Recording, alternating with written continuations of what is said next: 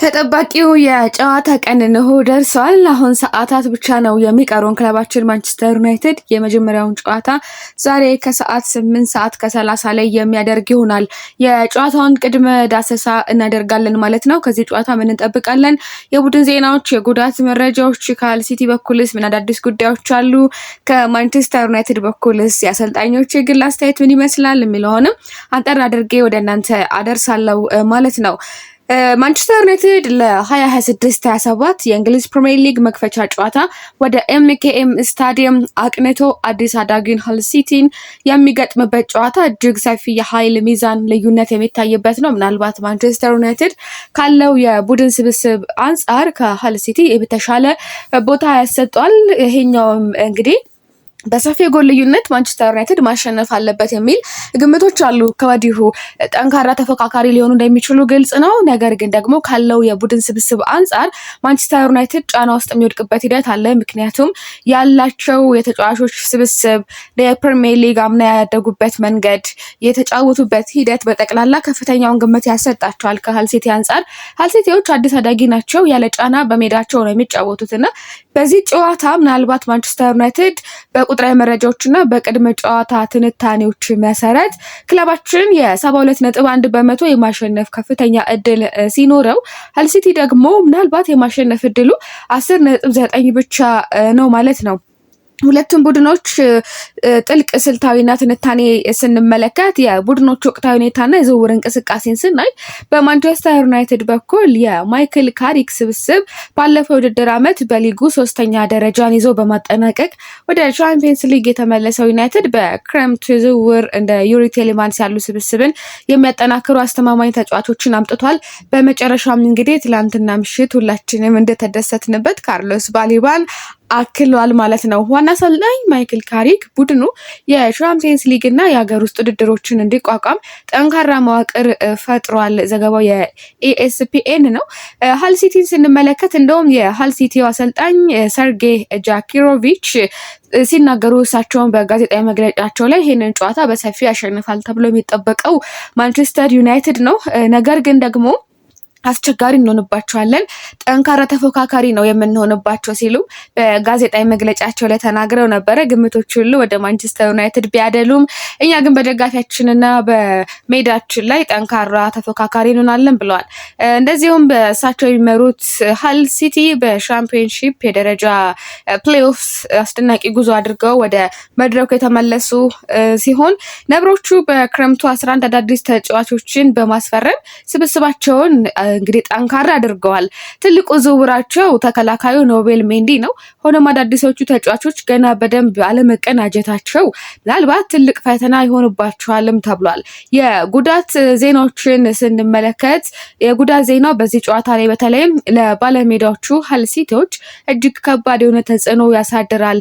ምናልባት ጨዋታው የሚያልፋቸው እንደዚሁም በአጠራጣሪ ሁኔታ ሊገቡም ላይገቡም የሚችሉ ተጫዋቾችን ስንመለከት ወደ 5-6 የሚሆኑ ተጫዋቾች ከዚህ ጨዋታ ውጪ ናቸው። በሲቲ ጃክ በትላንድን ጨምሮ ቻርሊ ሂውስ፣ ፓዴ ማክኔር፣ ሄዲ ማሳ ሙሪታ፣ ኤሊዮት ማታዞ፣ ኦስካር ዛምብራኖ፣ ዳርኮ ጊያቢ እና ጆ ጌል ሃርድት ስፔሊንግ ከተሳሳትኩኝ ያርሙኝ። እነዚህ በጉዳት አይገቡ። ምናልባት አጠራጣሪ ኮዲ ድራሜ እና ማቲያኮብ ለመግባታቸው ሁኔታ አጠራጣሪ የሚሆንበት ተጫዋች ነው ማለት ይቻላል።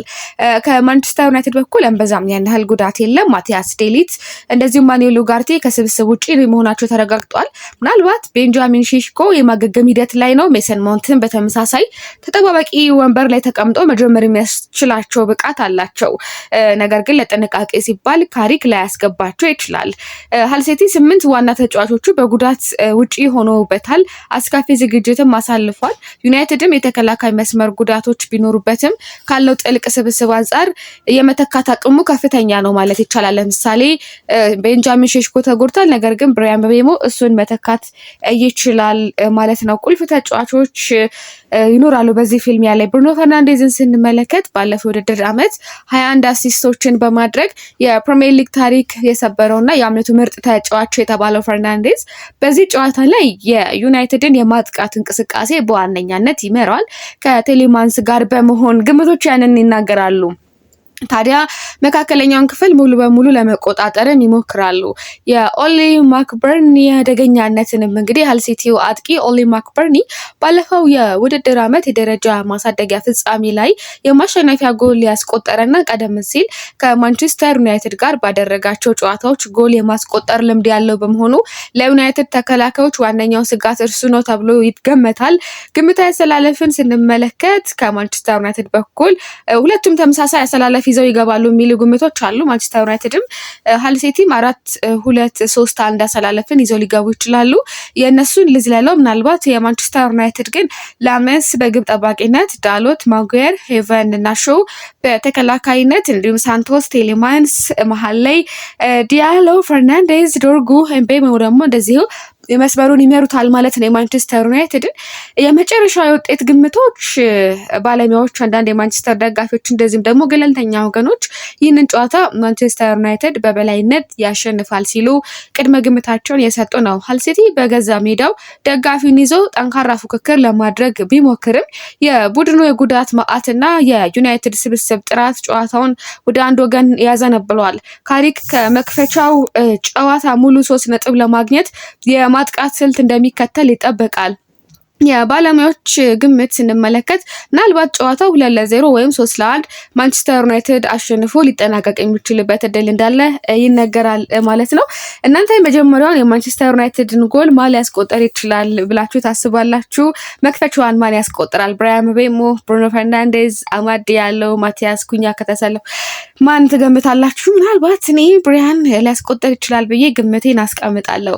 ለማንኛውም የ26-27 የውድድር ዓመት የእንግሊዝ ፕሪሚየር ሊግ ማንቸስተር ዩናይትድ ከሜዳ ውጪ ሃል ሲቲን በመግጠም ይጀምራል። ያለፈውን ዓመት 3ኛው ነን የጨረስነው፣ ዘንድሮ ስንተኛው ነን እንጨርሳለን። እጅግ በጣም ጠንካራ ተፎካካሪ ለመሆን ክለባችን በደንብ እየሰራ ነው የሚገኘውና ሁለቱም ቡድኖች የእርስ በርስ ግንኙነቶችን ከተመለከትን ማንቸስተር ዩናይትድ እና ሃል ሲቲ በአጠቃላይ ባሉት ውድድሮች 18 ጊዜ ተገናኝተዋል። ዩናይትድም የበላይነቱን ይዟል። ማንቸስተር ከ18 የእርስ በርስ ጨዋታዎች 13ቱን አሸንፏል። በሁለቱ ደግሞ ነጥብ ተጋርቷል ማለት ነው። 3 ጨዋታዎች ብቻ ነው ሃል ሲቲ ሽንፈት የገጠመው ማንቸስተር ዩናይትድ። ሃል ሲቲዎች ከማንቸስተር ዩናይትድ ጋር የነበራቸውን የመጀመሪያዎቹን 2 የእርስ በርስ ጨዋታዎችን ማሸነፋቸው ይታወቃል እና በተጨማሪም በ2017 በካራባኦ ካፕ ግማሽ ፍጻሜ የሁለተኛ ዙር ጨዋታ 2-1 ቢያሸንፉም በአጠቃላይ ውጤት ዩናይትድ 3-2 ማሸነፉ የሚታወቅ ነው ማለት ነው። አሰልጣኞች እንግዲህ የራሳቸውን ቡድን ጥልቀት በፕሬስ ኮንፈረንሳቸው ላይ ገልጸው ነበረ። አሰልጣኝ ማይክል ካሪክ ሃል ሲቲ ጠንካራ ተጋጣሚ ሊሆን እንደሚችል፣ ሊፈትናቸው እንደሚችል፣ ነገር ግን ደግሞ እነዛን ፈተናዎች በደንብ ተገንዝበው በደንብ በአካልም በአእምሮም ዝግጁ ሆነው ጨዋታውን ለማሸነፍ እንደሚገቡ በፕሬስ ኮንፈረንሳቸው ተናግሯል። ትልቅ ግምት ሰጥተው ነው የሚገቡት። በተቃራኒው እንዳልኳችሁ ሰርጌይ አኪሮቪች ማንቸስተር ዩናይትዶች ለጨዋታው ቅድመ ግምት ማግኘታቸውን ገልጸዋል። ዞሮ ግን እኛ በደንብ አስቸጋሪ ተጋጣሚዎች ነን ሲሉ ነው የተናገሩት ማለት ነው። ጨዋታው 8:30 ላይ ይጀምራል።